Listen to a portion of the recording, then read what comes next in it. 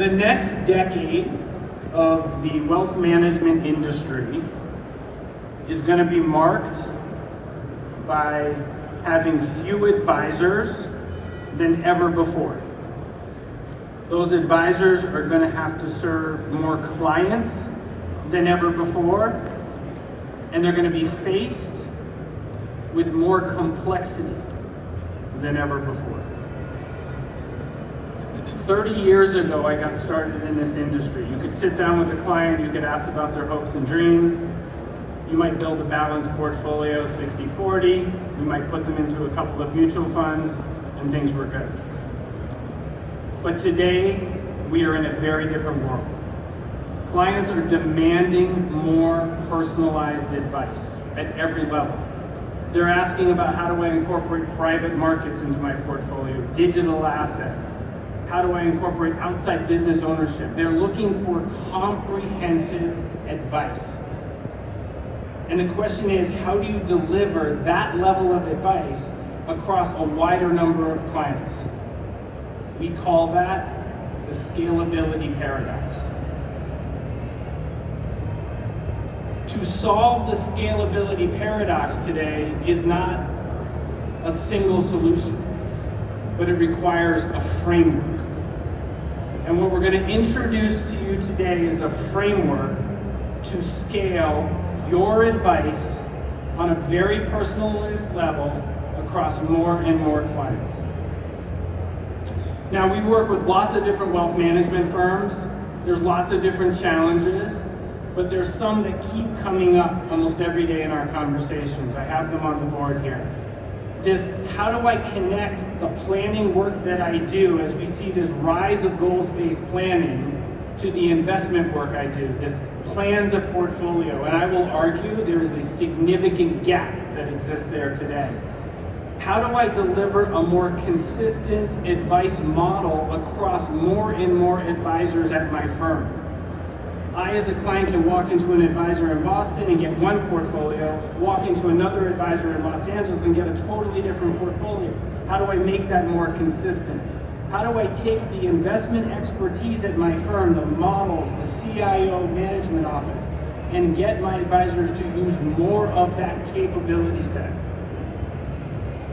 How do I get my advisors to spend more time with the high net worth as opposed to the mass affluent?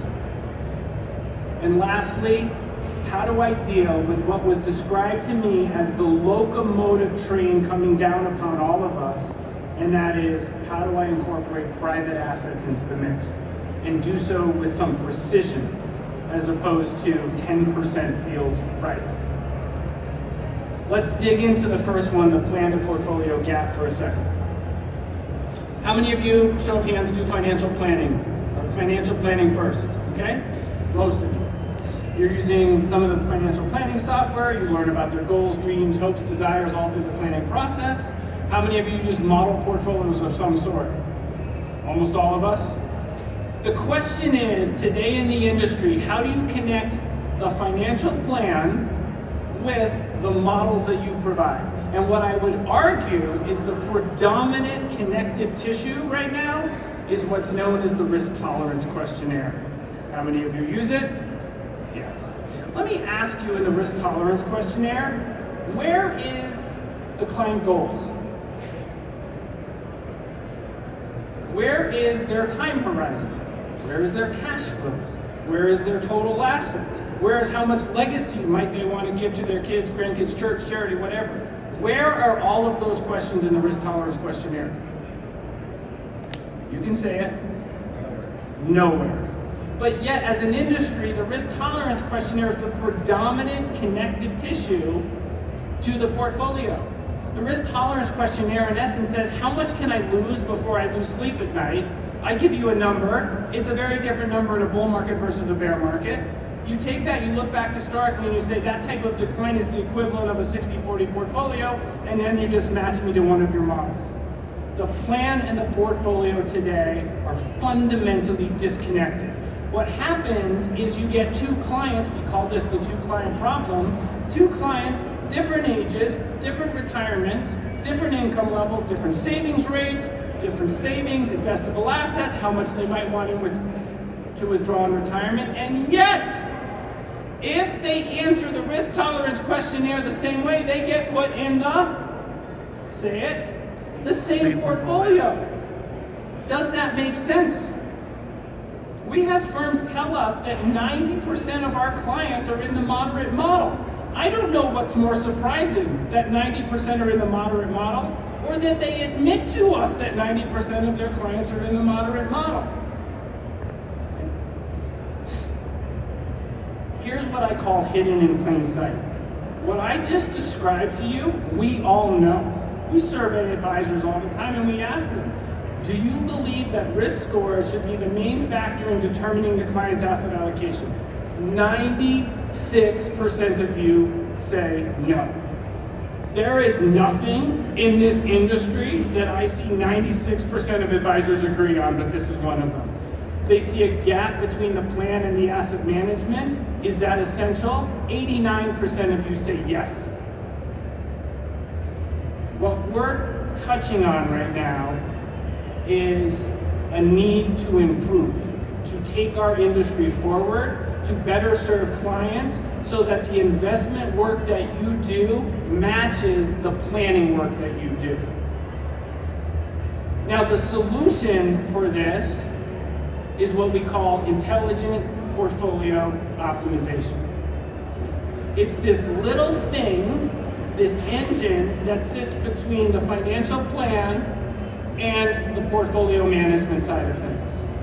To take any financial plan from any financial planning software and take any investment strategy, asset class, model, you name it, across both public and private markets and connect the two with precision, so that the investment work that you do actually matches the planning work that you do.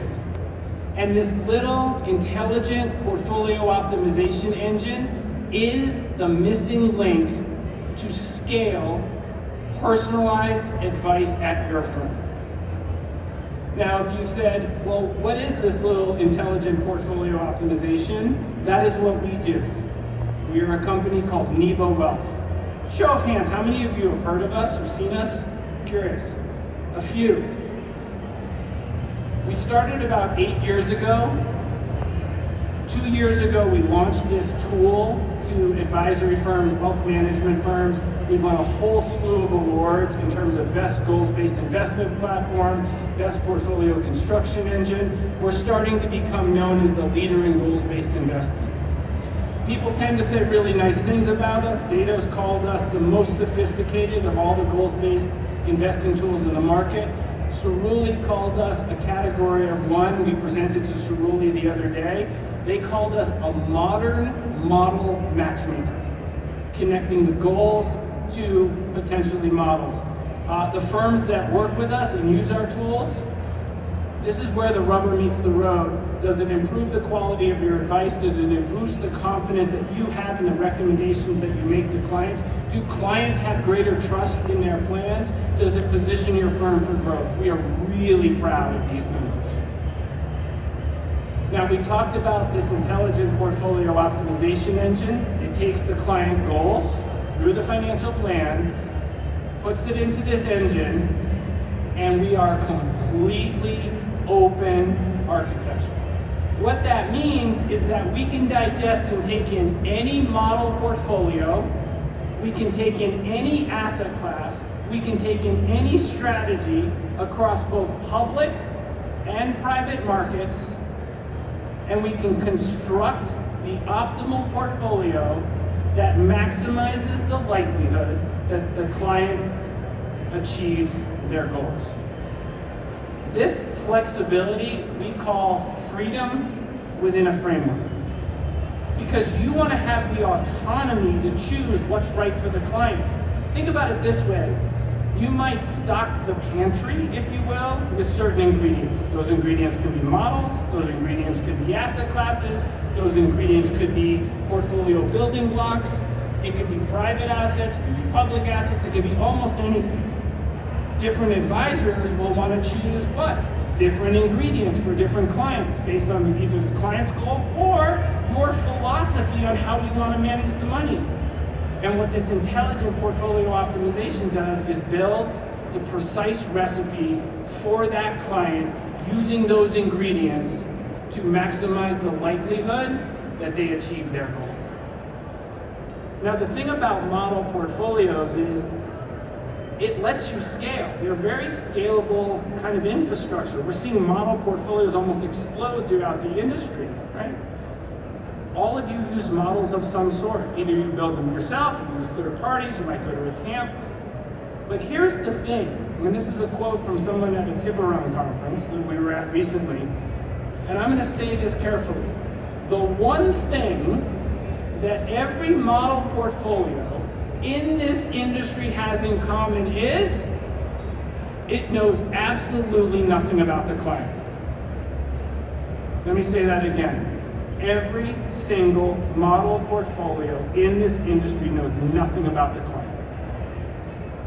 But if you have an intelligent portfolio optimization engine that can take in the client goals and take any model from any platform or any strategy and connect the two, this is why Cerulli said, you're the modern model matchmaker.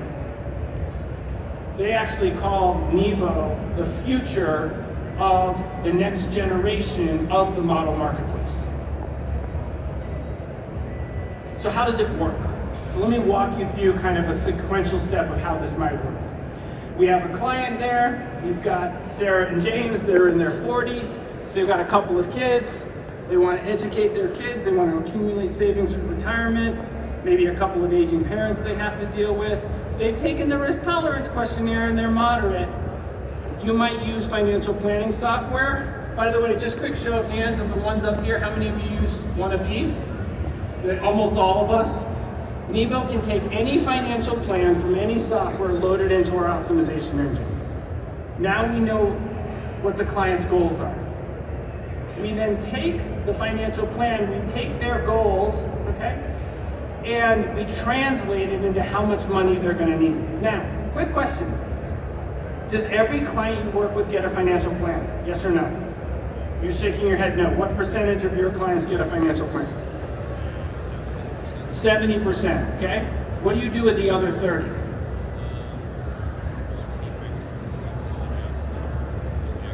I can't hear you, so I'm gonna assume you say nothing. I'm just kidding. So here's the other thing. On average, only about 30% of clients get a full financial plan. In the industry, that means 70% of clients are, quote, underplanned.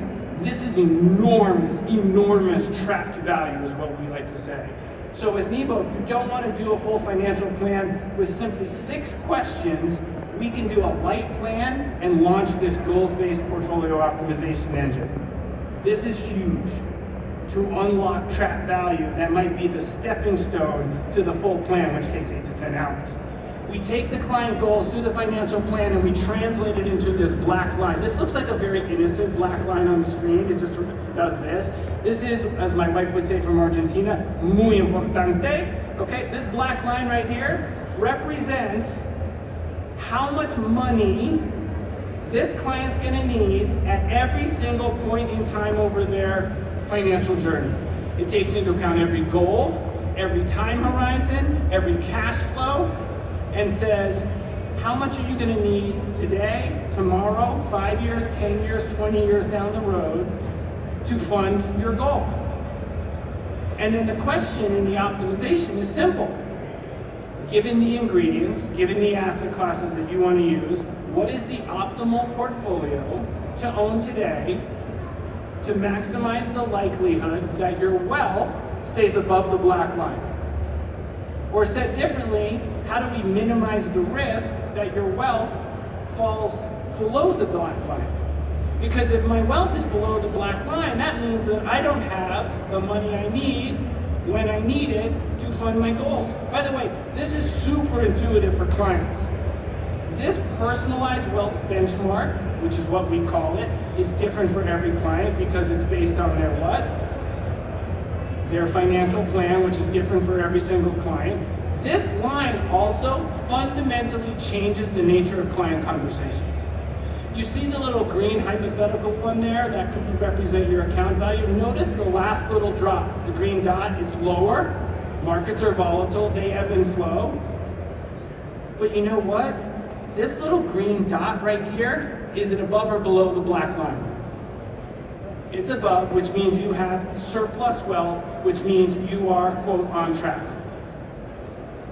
No longer do we have to compare to how the S&P is doing or some random stock bond benchmark, but we want to compare how are we doing relative to what I really care about, which is, do I have the money I need when I need it to fund my goals?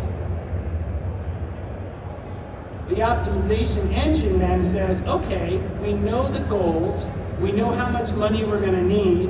You as the advisor say, well, what inputs or what ingredients might I want to include in this plan? Now this can be, again, anything. So we might start with a core model series. This could be your firm models, it could be a model from any of the asset managers here, it could be any model from any TAMP. You might say, that's my core model. By the way, for a mass affluent client, you might just stop right here.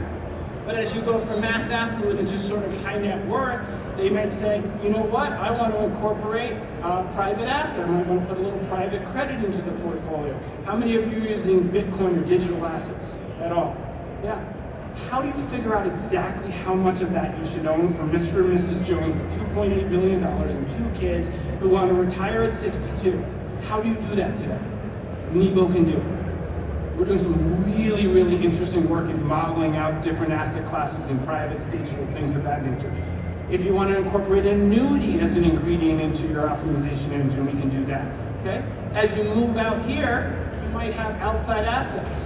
A client owns 3 dry cleaning shops in downtown Philadelphia. It's a risk asset. It might make up 30-40% of their net worth.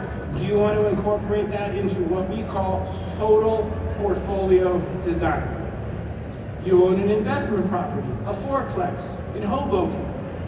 It's a risk asset. Do you want to incorporate that? So investable managed assets, outside risk assets, any model, any asset class, any strategy, public or private, can be put into the engine.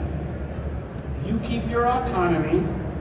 You might do it with certain guardrails as a firm, which is why we call it freedom within a framework.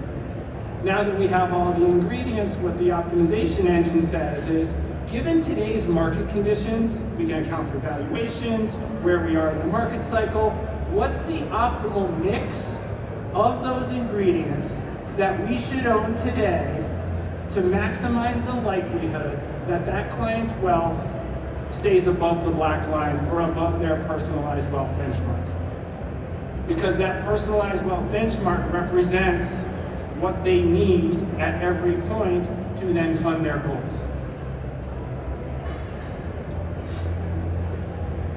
Did you notice on the last slide, go back, we incorporated a little private assets into this, some private equity and private credit. How many of you, show of hands, are starting to do today or are thinking about introducing these types of assets into your portfolios? Most of you, okay? That's because it is the fastest growing segment that we see. Clients are demanding it, advisors are offering it. We're going to see this market grow at 2 times almost everything out there. We know it. The challenge is this: as the demand for private assets grows, you need a systematic framework to think about how do I incorporate it into the portfolio. And ask yourself, do you have that today? What is the right allocation of, let's say, a private credit strategy into a client's portfolio? What we see a lot of is sort of a fixed amount. 5% feels right, 10% feels right. It's kind of a rule of thumb.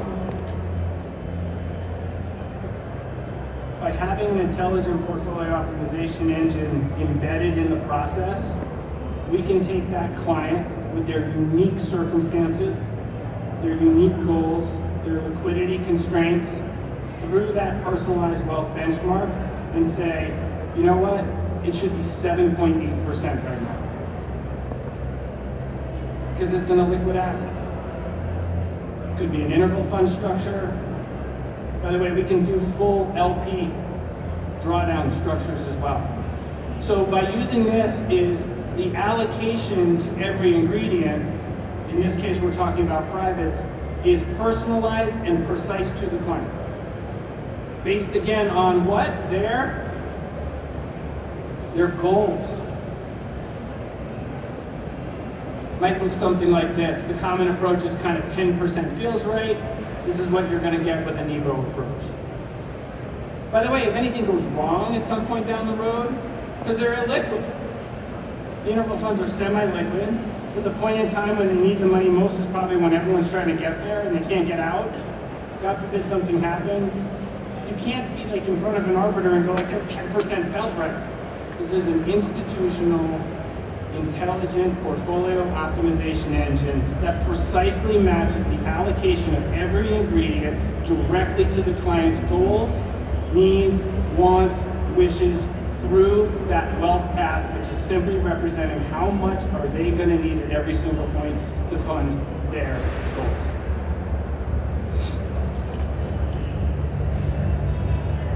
To scale personalized advice today requires a framework to think about how to do it across an entirety of a firm, from different advisors to different client segments, from the plan to the portfolio, but allowing for the flexibility and the freedom to use any investment ingredient that you want to use. And what we find as firms do this, it solves a lot of those interconnected challenges that they have. Right? How do I scale the personalized advice that I deliver across a wider number of clients that I have to serve? How do I take my investment framework at my firm and make that more attractive to my advisors to implement it? Think about your own models right now that you have access to. I said it before. They know nothing about the client. Adding an optimization engine at the beginning takes impersonal models and turns them into hyper-personalized solutions, benefiting from the scale of the model infrastructure. And now I see why Cerulli called us modern model matchmaker. More consistent investment process. You will know why every client owns every single portfolio, whether they're in Boston or they're Los Angeles, whether they're mass affluent, high net worth, or ultra high net worth. A consistent process, higher advisor productivity, and this integration of private markets, I think, is absolutely critical. What we see for firms that utilize this approach, this goals-based approach, powered by this optimization engine, is we take clients who love us right now, and they tend to refer more clients to us at around 2.5 times the rate. We see that wallet share goes up quite dramatically. I'll give you a real case study with a mid-sized bank that we're working with. They have about 25% wallet share right now. They know they can improve. We modeled out for them a simple increase from 25% to 35% wallet share across their 400 advisors is somewhere in the neighborhood of $28 to $42 million of annual recurring revenue. I don't think a 10% jump in wallet share is all that difficult, because what we're creating is a better story, a consistent, personalized, differentiated story that is driven by the thing that clients care most about, which is their goals, their dreams, their aspirations, and build me the strategy that is most likely going to get me there. And lastly, the close rate. The close rate can go from 50% roughly up to 90%. Clients know the difference. They know when they're being put into a standard off-the-shelf model versus something that is very personalized to them. The analogy I use is you're shopping for a house, a condo, whatever it happens to be. You go to the open house, you open the front door, and you stand there, and in 2 seconds, you can tell the difference between a big box store flip and something that has been custom done. You know it, you feel it. The same thing happens in our industry. And the reality is today, clients are demanding more personalized advice. Why? Because they get it in every other area of their life. From the way Netflix feeds us our shows that we want to watch, to the way we get our coffee in the morning. The challenge is, we have to work with more clients who have more complex lives. So how do I deliver the level of personalization that they demand and scale that with very limited time? And what we're introducing to you here today is a framework powered by this optimization engine to unlock all of these challenges. Now, if I piqued your curiosity just a little bit today and you want to learn more, you can scan our little Scantron here. It'll take you to our site. We have a booth. We're about 7 rows down right on the end here. It's called Nebo Wealth. We are not a financial planning tool. We do not manage the money on the back end. We connect your planning work with your investment framework, and we sit as this optimization engine in the middle. And what we are seeing now is firms coming to us and saying, how do I build this into my workflow? We are having some of the largest asset managers in the world coming to us and say, we have all these models, we know nothing about the client, how could we use your tool to connect the client to our models? We have TAMPs and model marketplaces coming to us and saying, we have hundreds of models on our shelves. How do we take the client through this optimization engine and match them up with either the optimal model or a blend of different models based on the ingredients that the advisors want to use? What I just outlined for you today, I will argue, sits on the forefront of where this industry is in actually delivering personalized advice across a wider client base. Our expertise is in the optimization, but the reality is, it requires a little bit of change management. And so half of the work we do is not just on the engine itself, but how do we look at your firm and your workflow, and how do we connect it in a way that does not disrupt. We're not going to disrupt your planning work. We're not going to disrupt any of your investment work.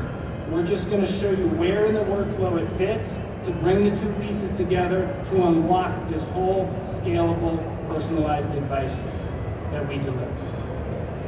I'm going to leave 2 minutes at the end to take a question or 2 that you may have on anything I talked about today. Sir, can you just wait for the microphone really quickly? She'll run it right over to you. Otherwise, I can't hear it, they can't hear it.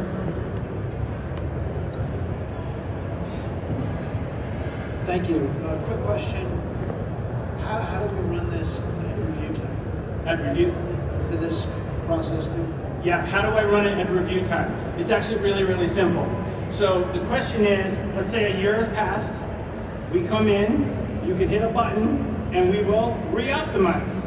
And we will say, is your portfolio on track? Now, we would argue best practice once a year on a check-in, absent a substantial shift in client circumstances. They inherit money, something in their plan changes dramatically, or something changes in the financial markets. Markets go down, rates change, and you might choose to re-optimize frequently of that process. So think about it in terms of, we don't just rebalance.